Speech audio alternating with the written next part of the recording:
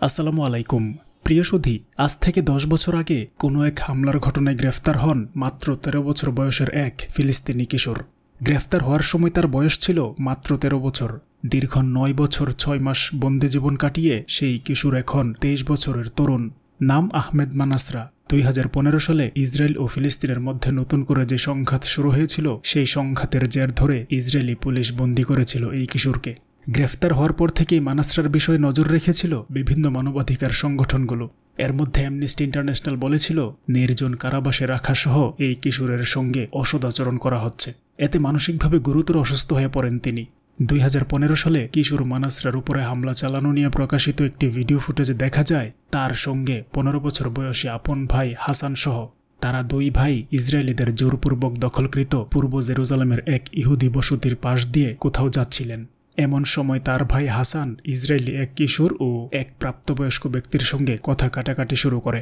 এক পর্যায়ে ইহুদি কিশোর হাসানকে আক্রমণ করে বসে। এতে তারা আহত হন। পরে মানাসরাকে গ্রেফতার ও হাসানকে গুলি করে হত্যা করে ইসরায়েলি পুলিশ। গ্রেফতার হওয়ার পর থেকেই যেহেতু দীর্ঘদিন ধরে মানাসরার বিষয়ে নজর রেখেছিল বিভিন্ন মানবাধিকার সংগঠনগুলো, সেহেতু তাকে সরাসরি হত্যা করতে পারেনি ইসরায়েল। তবে নির্জন কারাবাসে রাখা সহ এই কিশোরের সঙ্গে অমানসিক দুরাচরণ করা হয়েছে বলে জানা যায়। ফলে মানসিকভাবে ভীষণ অসুস্থ হয়ে পড়েন তিনি। আহমেদ মানাসরার আইনজীবী বলেন, কারাভোগ শেষে মানাসরা ইসরায়েলি কারাগার থেকে মুক্তি পেয়েছেন। ইসরায়েলি কিশোরের সঙ্গে এরা দুই ভাইয়ের বাদানুবাদের ঘটনার পর মানাসরা ঘটনাস্থল থেকে পালিয়ে যান এবং একটি গাড়ি এসে তাকে চাপা দেয়। ওই সময় সামাজিক যোগাযোগ মাধ্যমে ব্যাপকভাবে শেয়ার হওয়া একটি ভিডিওতে দেখা যায় কিশোর মানাসরা রাস্তায় রক্তাক্ত অবস্থায় পড়ে আছে এবং এক ইসরায়েলি পথচারী তাকে ঠাট্টা বিদ্রুপ ও গালিগালাজ করছে। এই ভিডিও ফুটেজ সেই সময় আরব বিশ্বে ক্ষোভের সঞ্চার করেছিল। অনেকে ধারণা করেছিল মানাসরা মারা গেছেন। তবে এই ঘটনার কয়েকদিন পর ইসরায়েলি কর্তৃপক্ষ তাকে হাসপাতালে চিকিৎসা দেওয়ার ছবি প্রকাশ করে।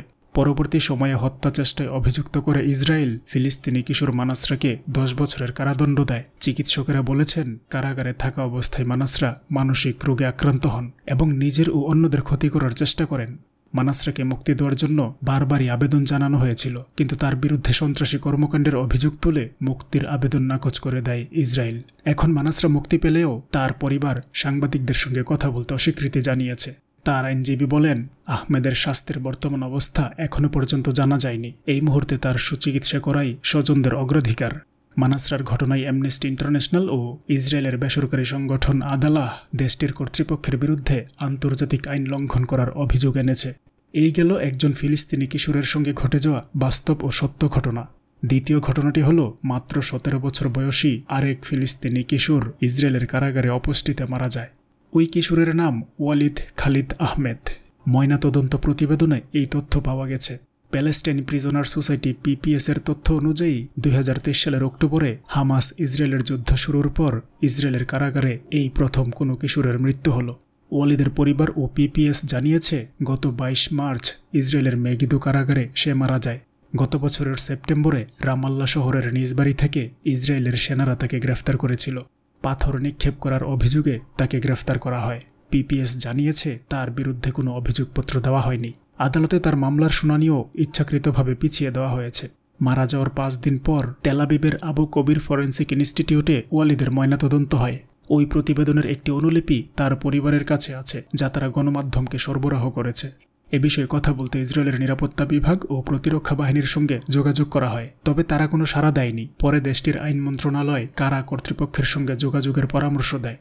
ইসরায়েলের কারা কর্তৃপক্ষ জানিয়েছে, ওই কিশোরের শারীরিক অবস্থার অবনতি হলে একটি চিকিৎসক দলকে তাৎক্ষণিকভাবে পাঠানো হয়। তারা যথাযথ পদক্ষেপও নেয়। কারাগারে মারা যাওয়া অন্য বন্দীদের মতো ওই কিশোরের মৃত্যুর ঘটনা খতিয়ে দেখতে একটি তদন্ত কমিটি গঠন করা হয়েছে। তদন্ত প্রতিবেদন পাওয়ার পর সেটি কর্তৃপক্ষের কাছে পাঠানো হবে বলে গণমাধ্যমকে জানানো হয়েছে। এই হলো দ্বিতীয় ঘটনা। তৃতীয় ঘটনাটি হল ইসরায়েলের কারাগার থেকে সম্প্রতি মুক্তি পাওয়া ফিলিস্তিনি বন্দীরা সেখানকার সেনা সদস্য ও কারাকর্মীদের দুর্ব্যবহার সহ নির্মম নির্যাতনের শিকার হওয়ার বর্ণনা দিয়েছেন গণমাধ্যমের কাছে। দেশটির সেনা ব্যারাক ও বিভিন্ন কারাগারে বন্দী নির্যাতন নিয়ে ইতিমধ্যে প্রকাশিত খবরগুলোর সঙ্গে নতুন করে যুক্ত হল এই প্রতিবেদন। মুক্তি পাওয়া বন্দীদের একজন মোহাম্মদ আবু তাইলেহ। 36 বছর বয়সী গাজার বাসিন্দা তাইলেহ একজন মেকানিক ছিলেন। তিনি বলছিলেন, বন্দী থাকা অবস্থায় তার উপর এক প্রকার রাসায়নিক পদার্থ দিয়ে হামলা চালানো হয়। এতে তার গায়ে আগুন ধরে যায়। এরপরের ঘটনা তিনি বর্ণনা করেন এভাবে, গায়ে আগুন লাগার পরে তিনি তা নেভানোর চেষ্টায় এদিক সেদিক ছোটাছুটি করছিলেন। আবার বন্দীদের কেউ কেউ বলেছেন তাদের বৈদ্যুতিক শক দেওয়া, কুকুর দিয়ে আক্রান্ত করা এবং অসুস্থ হলেও তাদের ঠিকঠাক মতো চিকিৎসা দেওয়া হয়নি। আবার কেউ কেউ বলেছেন তারা চোখের সামনে মরতে দেখেছেন অন্য বন্দীদের। একজন বলেছেন তিনি বন্দীদের উপরে যৌন নির্যাতন চালাতে দেখেছেন। অপর একজন বলেন তার মাথা রাসায়নিক পদার্থে চোবানো হয় এবং শরীরের পেছনে আগুন ধরিয়ে দেওয়া হয়। গণমাধ্যমগুলো জানায় মুক্তি পাওয়া বন্দীদের মধ্যে 5 জনের বিশেষ সাক্ষাৎকার নিয়েছেন তারা। ইসরায়েলের হামাস যুদ্ধ শুরুর কয়েক মাস পরে ফিলিস্তিনের গাজা উপত্যকা থেকে তাদের গ্রেফতার করে ইসরায়েলি নিরাপত্তা বাহিনী। ইসরায়েলের আনলফুল কমব্যাটেন্টস ল এর অধীনে গ্রেফতার করা হয় এই ফিলিস্তিনিদের। এই আইনে দেশটির নিরাপত্তার জন্য হুমকি এমন ব্যক্তিদের কোনো অভিযোগ ছাড়াই অনির্দিষ্টকালের জন্য আটক করার নাকি বিধান রয়েছে। এই ব্যক্তিরা নির্যাতনের যে বর্ণনা দিয়েছেন তা আন্তর্জাতিক আইন ও ইসরায়েলি আইন উভয়ের সঙ্গে সম্পূর্ণ অসঙ্গতিপূর্ণ। কিছু কিছু ক্ষেত্রে নির্যাতনের সীমা ছাড়িয়ে গেছে। মুক্তি পাওয়া ওই 5 জন বলেছেন ফিলিস্তিনি স্বাধীনতাকামী সংগঠন হামাসের সঙ্গে তাদের সংশ্লিষ্ট থাকার অভিযোগ করা হয়েছিল। ইসরায়েলি কর্তৃপক্ষের হেফাজতে থাকাকালে তাদের কাছে জানতে চাওয়া হয়েছিল গাজায় ইসরায়েলি জিম্মিদের অবস্থান ও বিভিন্ন সুড়ঙ্গ সম্পর্কে। কিন্তু 2023 সালের 7 অক্টোবর ইসরায়েলে হামাসের নজিরবিহীন হামলার সঙ্গে তাদের যুক্ত থাকার কোনো প্রমাণ পায়নি কর্তৃপক্ষ। সম্প্রতি ইসরায়েল ও হামাসের মধ্যে সম্পাদিত যুদ্ধবিরতি চুক্তির আওতায় তারা মুক্তি পেয়েছেন। এই ফিলিস্তিনিদের কেউ কেউ ইসরায়েলিদের হত্যা চেষ্টা সহ অন্যান্য অপরাধ সংগঠিত করার অভিযোগে কারাদণ্ড ভোগ করেছেন। তারা কোনো অভিযোগে অভিযুক্ত বা দোষী সাব্যস্ত হয়েছিলেন কিনা সে বিষয়ে ইসরায়েলি প্রতিরক্ষা বাহিনী ও ইসরায়েলি কারা সার্ভিসের কাছে জানতে চাওয়া হয়েছিল, কিন্তু তারা তাতে সাড়া দেয়নি। ইসরায়েলের কারাগার থেকে মুক্তি পাওয়া ফিলিস্তিনি কয়েকজন বন্দীদের দেওয়া সাক্ষাৎকারের কিছু গুরুত্বপূর্ণ অংশ আপনাদের সামনে তুলে ধরছি। সাক্ষাৎকারে তারা বলেছেন বন্দীদের প্রত্যেকে বিবস্ত্র হওয়া, চোখ বাঁধা, হাতকড়া পরানো ও মারধরের শিকার হওয়ার বর্ণনা দিয়েছেন। ডক্টর লরেন্স হিল ব্রিস্টলের সেন্টার ফর ইন্টারন্যাশনাল ল এর সহপরিচালক। তিনি বলেন এই ব্যক্তিরা নির্যাতনের যে বর্ণনা দিয়েছেন তা আন্তর্জাতিক আইন ও ইসরায়েলি আইন উভয়ের সঙ্গে অসঙ্গতিপূর্ণ। সাক্ষাৎকারে দেওয়া 5 ফিলিস্তিনির সবাই একই ধরনের বক্তব্য দিয়েছেন। তাদের গাজা থেকে গ্রেফতার করে প্রথমে সামরিক ব্যারাকে নেওয়া হয়েছিল, পরে কারাগারে পাঠানো হয়, কয়েক মাস পরে ছেড়ে দেওয়া হয়।